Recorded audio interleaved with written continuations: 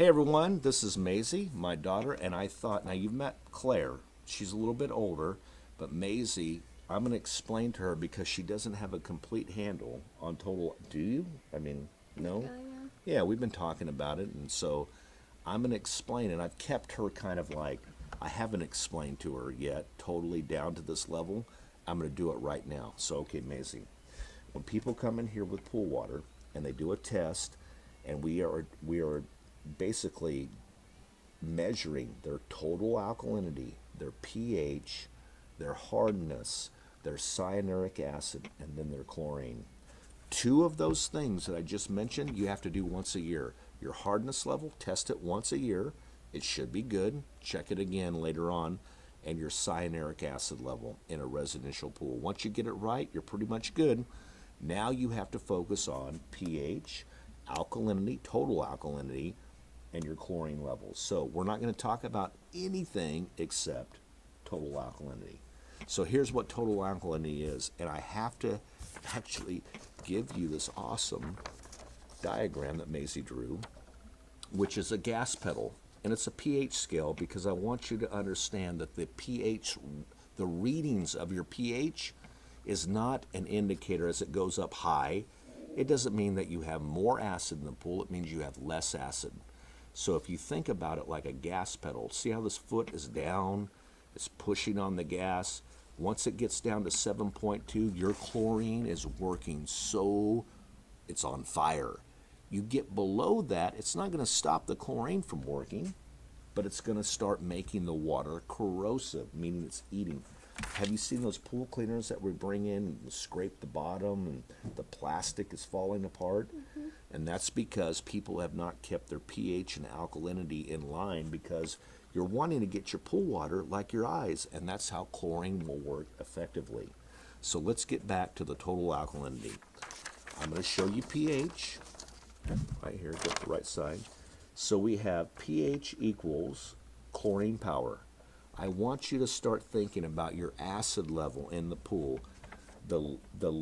If you don't have enough acid, then your gas pedal goes up. Means your chlorine is not moving through that pool, working like it should.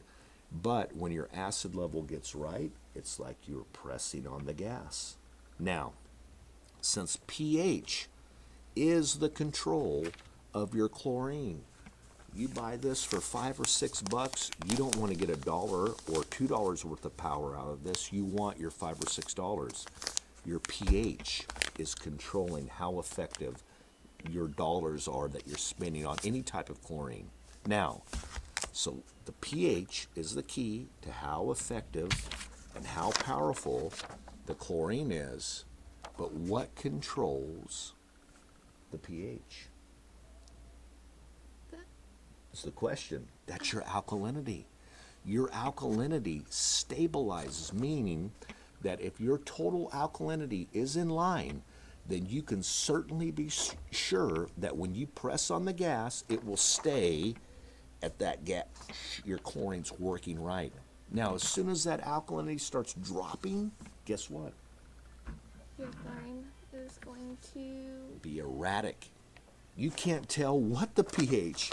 So basically, once the alkalinity gets out of whack, this gas pedal is going like this in 30 minutes or so, or maybe longer increments.